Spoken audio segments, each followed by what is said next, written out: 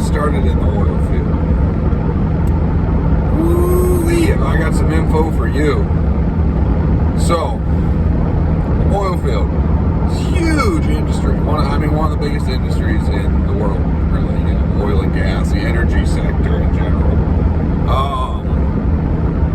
A couple of the big ones is you gotta ask yourself. The first things first is you gotta ask yourself, how much abuse are you really willing to endure?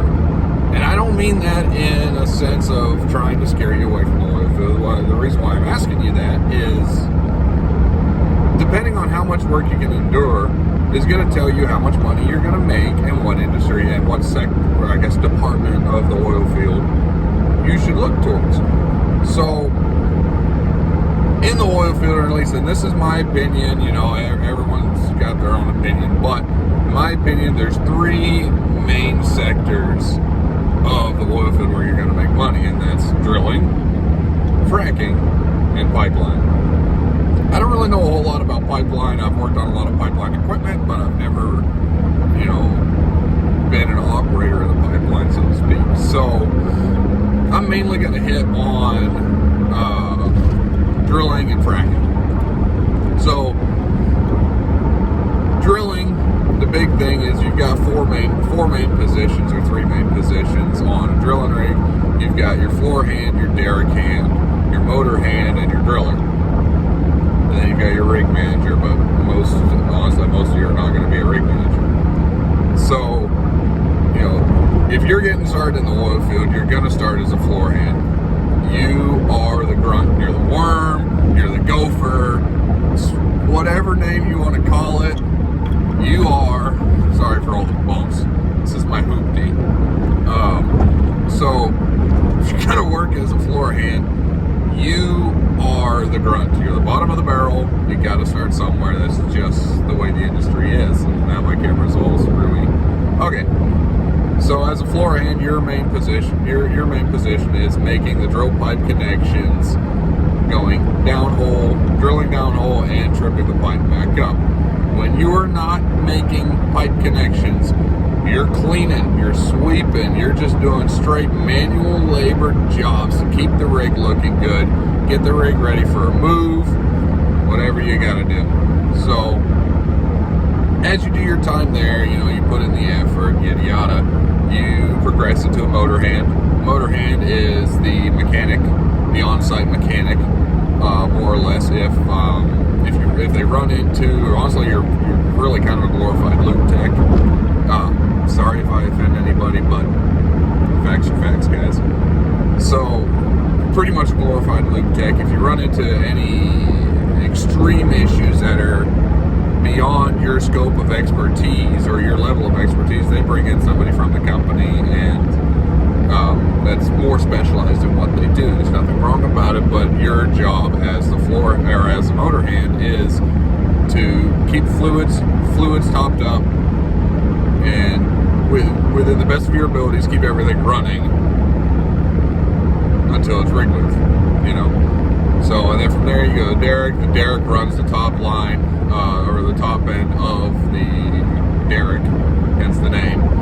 You are controlling the pipe on the top side when you're making connections down or up, out of, whatever. Okay.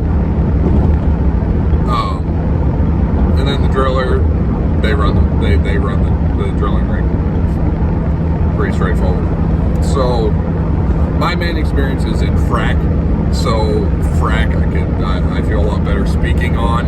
I'm sure there's a lot of people who are going to say, "Oh, you're downplaying drilling." Oh, that's not the case. Okay, drilling's great. It's not great for me. I tried it, not a fan. But I'm a mechanic, so you know, fracking. The main thing with fracking is you're pumping a sand slurry downhole to open up the crevices of the earth to provide more flow through the wellhead. With that, there's a couple different positions you can do. You're going to start out as an operator, you know, unless if you have a mechanical background, obviously you're going to start as a mechanic, you know. You don't need me to tell you that. But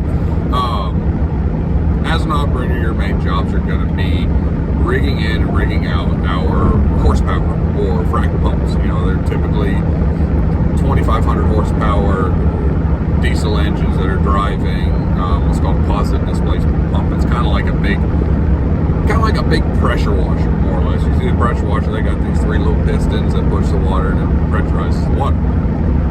Frac pump's the same thing. It's just you've got a 50 liter diesel engine driving a quintuplex pump or a 5-piston. You can do triplexes, but most of them are, you know, quintuplex pumps, 5-piston pumps to pressurize the sand slurry mixture downhole at a high rate. So typically you're talking anywhere from 60 to 100 barrels a minute. With that job, all of this has to be hooked up with iron or flexos. A lot of people are going to flexos now, but when I cut my teeth, it was all iron. So if you can't swing a hammer, you're probably not cut out for this job. But you learn real quick, you stay at it, you're going to do fine. You know, the big thing with fracking, drilling, and pipeline is the rotation. You know, a lot of people get into frack, or get into the oil field, I should say, get into the oil field for the rotation. You know, most of your drilling companies, most of your big drilling companies are going to work a 2-week on, 2-week off schedule, or 14-day on, 14-day off. Frack is kind of a mix of both. You're going to work, the company that I work for is a 2-week on, 2-week off rotation. A lot of your fracking companies still work a 2-week on, 1-week off.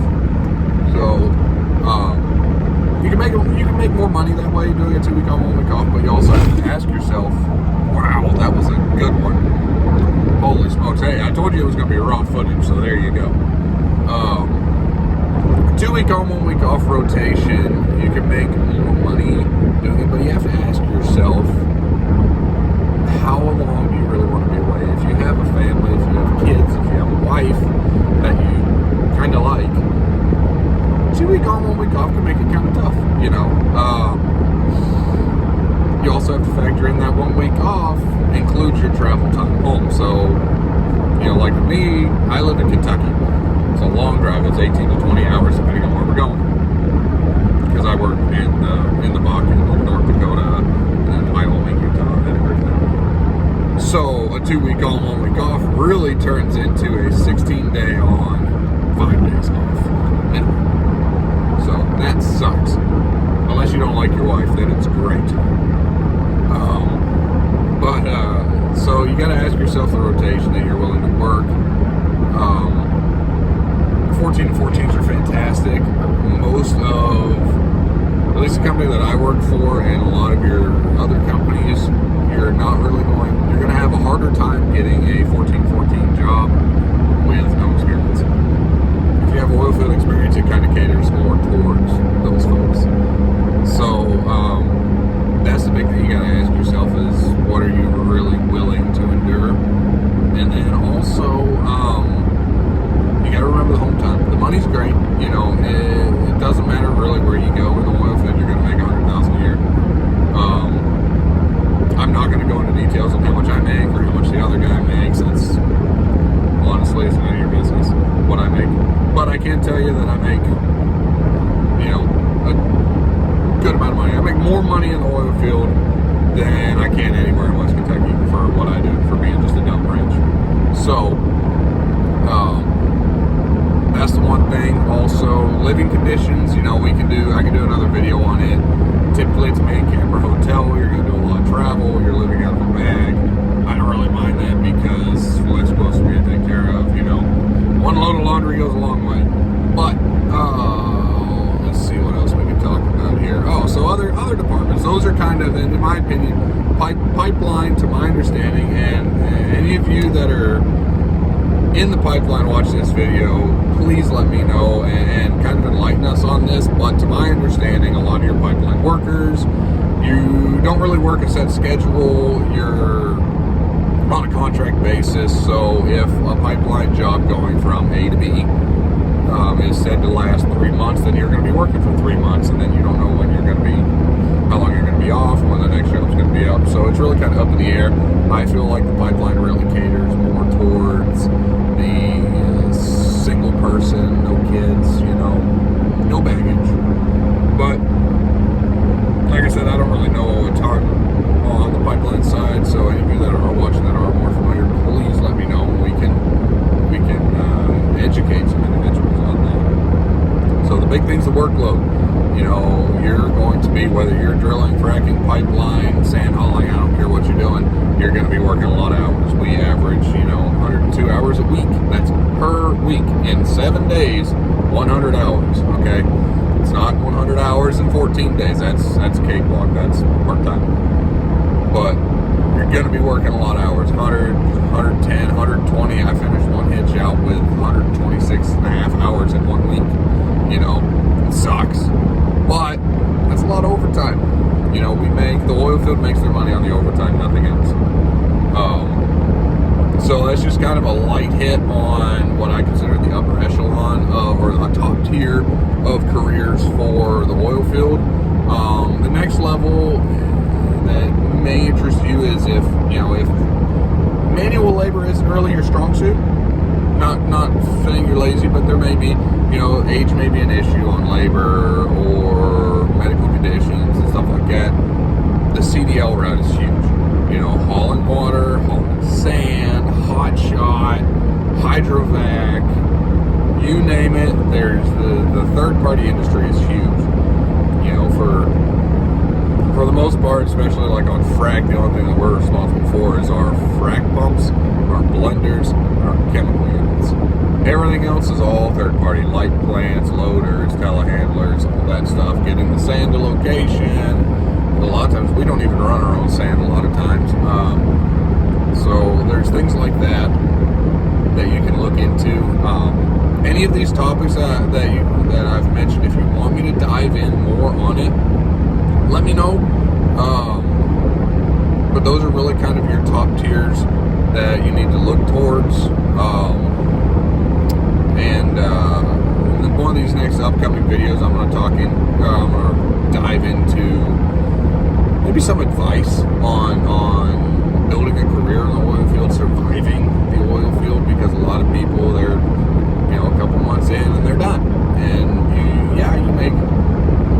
you make a few grand, a few $1,000 in a couple hitches, but you're missing the big picture. So I do feel that video is going to be needed. If there's anything else you guys can think of, I'm going to keep popping these things out as I think of them, but just shooting from the hip. If you're going to try and get in the oil field, you need to start out by going for drilling, fracking, or pipeline. You don't have to have experience per se. The big thing is you need to study the market, and I don't mean like stock market. I'm talking oil prices, job listings, stuff like that. Just kind of use your common sense. We just came through a pandemic where everybody got laid off and everyone got their stimulus check. So now everybody's lazy and nobody wants to work. So we're hurting. The oil field as a whole is hurting so bad for people right now. It's just, it's absurd. So a lot of your bigger companies are taking on greenhands with no experience. If you don't have oil field direct experience, if you do have construction experience, things of that nature, manual labor type jobs are going to be more favored towards, say, a sous chef. If you can make a hell of a salad, probably not going to get on the oil field. Just being honest. But I've seen it, so that's all I got for now. If you guys think of anything, message me. Hit that like, subscribe button. Don't hit it. I don't really care. So, but if you do feel like you got a little bit of benefit out of this, I'd appreciate that button. So, all right, guys. Until next time, take her easy.